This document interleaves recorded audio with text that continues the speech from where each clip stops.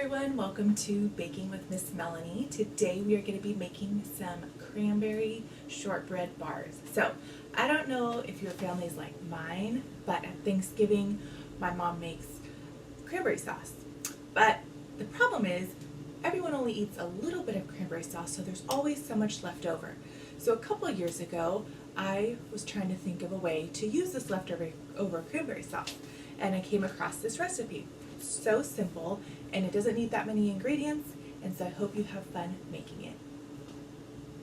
Before you get started with any cooking or baking project, you want to make sure to wash your hands, especially in this one because we're going to be using our hands to press down the dough. So make sure you give a good wash, which you all are professionals at that because we've been doing a lot of that lately. Now you're ready to get baking. You're ready to get started. You're going to want to make sure that you have all your ingredients together. You're going to need flour. You're going to need powdered sugar. Forgot what that was called for a second. You're going to need butter. You're going to need 1 cup, so you're going to need two cubes of butter, some vanilla, and I'm going to add a little dash of cinnamon also because I really like cinnamon. And of course, you're going to need your cranberry sauce. Cannot forget that. So we're going to start by making sure that your oven is preheated. Should already be done, 350 degrees. Next, you're going to want to make sure that you have your glass baking dish. And in your glass baking dish, we're going to put a piece of parchment paper. That way, after it bakes, it's going to be super easy to cut. And it's okay if it's a little bigger than the size of your baking dish because we're going to just press everything inside. But at least we have that all ready. So the first step we're going to do is we're going to cream our butter. So I've had this butter sitting out for a little bit so it's soft. I didn't take it just straight out of the fridge. Otherwise, it would not cream very well. So you can use a handheld mixer or you can use a stand-up mixer. So we're going to put the butter in, turn it on, and we're going to let it cream up all together. While that's creaming up, I'm going to measure out my powdered sugar. I'm going to need 2/3 cups of powdered sugar. So I'm going to use a 1/3 cup measuring cup, and then I'm going to do that twice. So that creamed up real nice. Then we're going to measure out our baking, or I don't know why we keep on to call it baking powder. It's not baking powder, powdered sugar. So 1, and now we have 2/3 cups. Now this is when I'm going to add a teeny little bit of cinnamon. So I'm just going to do a little dash. Not too much, but enough just to give it a nice cinnamony feel. Going to mix that up again. So now that this is mixing, I'm going to add a little bit of vanilla. I don't usually measure my vanilla. I just kind of eyeball it. Just do a little splash in there. And once that's all nice and mixed up, I'm going to measure out 2 cups of flour. So I'm going to turn this off because it gets a little loud sometimes.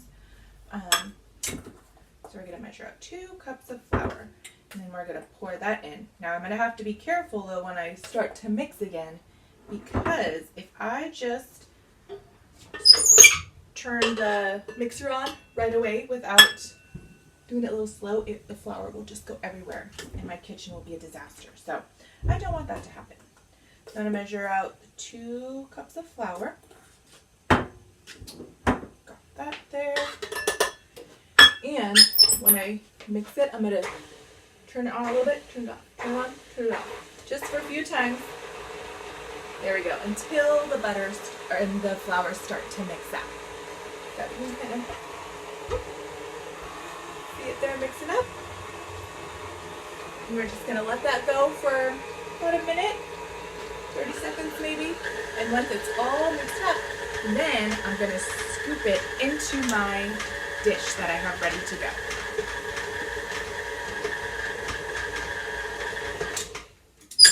looks ready. I'm gonna undo that.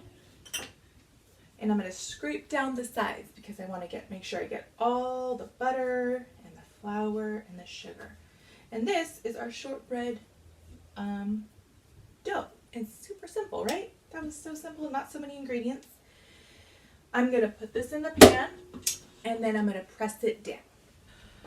Next, we're going to pour it into our dish. So I have the parchment paper and I kind of squish the paper down. It's okay if it's hanging over the side a little bit. And we're going to just take this and plop it in there. Now, this is the fun part because you get to use your hands and get nice and messy maybe a little bit. So, scrape all that in.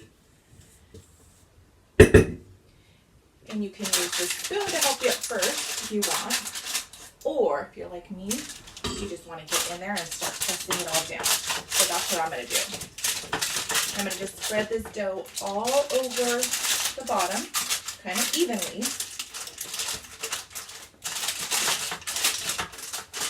And then once it's all spread out, I'm going to put it in the oven. I'm going to cook it for bake it for about 8 to 10 minutes. Once it's done baking, I'll take it out and then we'll do the next step. All right? So my shortbread has been baking for about 18 to 20 minutes. So mine is taking a little longer. I think it's a little thick. But it's ready to take out now. So here we go. So here it is, fresh from the oven.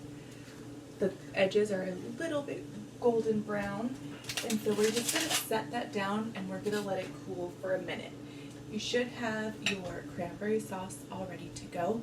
And once this has cooled, I'm just going to pour the cranberry sauce right on top.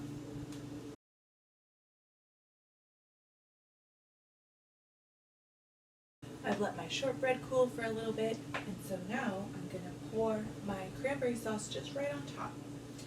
I'm going to spread it all around.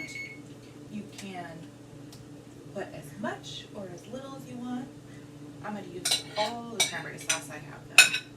And we're just going to spread that around so it covers all your shortbread.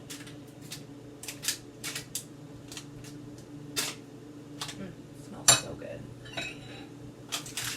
So now, careful because it's hot, so have a parent help you. You're going to put this back in the oven and let it bake for another 8 to 10 minutes. Our bars are done now, and so I'm going to take them out of the oven. It smells so good. There they are. And so now here's where the trick of using the parchment paper is going to come in handy. So you could have an adult help you do this. And lift it straight out. Just put it right there to cool. And when it's all done cooling, we can cut it up and share it. So I hope you enjoyed that baking project, and I'll talk to you guys later. Bye.